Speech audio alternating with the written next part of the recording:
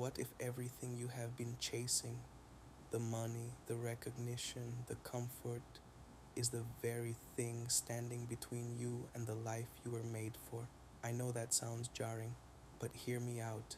Jesus went up a mountain, sat down with a small group of sincere seekers, and delivered what may be the most misunderstood teaching in all of human history. He said, "The poor are blessed, the mourning are blessed, the persecuted are blessed," and the world looked at that and said, "That makes no sense." But what if it makes perfect sense, and we have simply been reading it wrong this entire time? What if blessed does not mean comfortable? What if blessed means something so much deeper? A state of divine bliss, an inner fullness, a communion with God that no bank account and no human approval can ever give you or take away. Today, we are going inside the Beatitudes, not as religious ritual, not as sun. The first Beatitude stops most people cold. Blessed are the poor in spirit, for theirs is the kingdom of heaven. And immediately the mind asks, how can poverty be a blessing? But Jesus was not talking about an empty wallet. He was talking about an empty ego. To be poor in spirit means you have stripped away the layers of pride, vanity, and attachment to things that were never meant to fill you in the first place.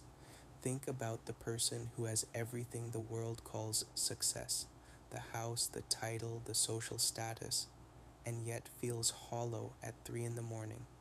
That hollowness is the soul speaking.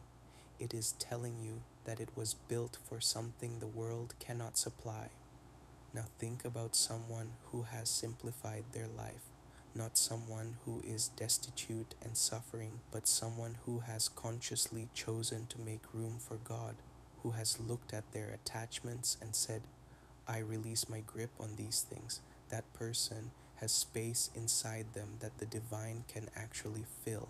Poverty in spirit does not mean you should be financially irresponsible or live in deprivation. It means you stop letting material acquisition substitute for spiritual growth.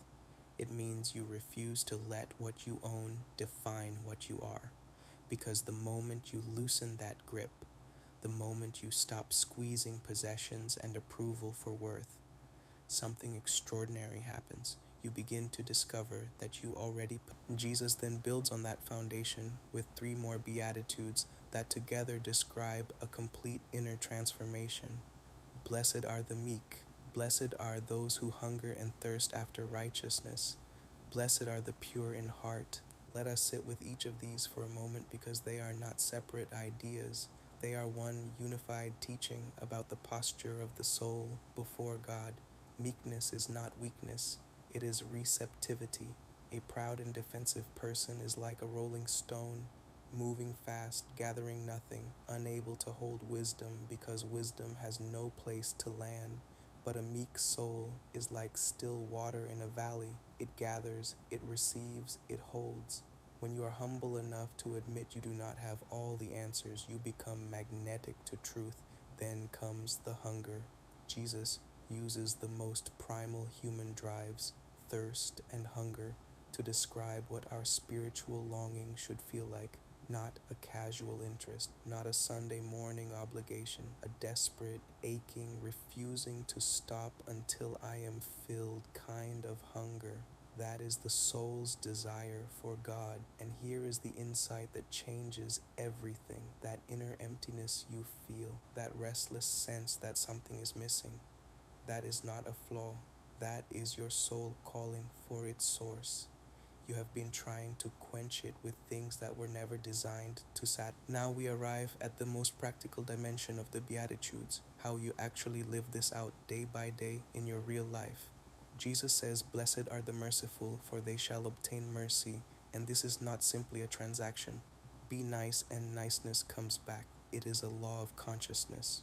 When you look at another person, even a person who has wronged you, and you choose to see a soul rather than an enemy, you are aligning yourself with how God sees all of creation. Jesus demonstrated this from the cross when he said, "Father, forgive them, for they know not what they do." That is not resignation. That is the highest power. available to a human being. And then he says, "Blessed are the peacemakers, for they shall be called the children of God." Peace is not passive, peace is generative. The person who brings peace to a broken relationship, who dissolves misunderstanding between people, who refuses to stir conflict, that person is actively manifesting the nature of God in the world. And finally, he says, "Let your light so shine before men that they may see your good works." This is your charge. You are the salt of the earth. You are the light of the world. The wisdom, the compassion, the inner blessedness you cultivate through prayer and meditation and righteous living. It is not meant to stay hidden. It is meant to serve. The Beatitudes are not a list of rules.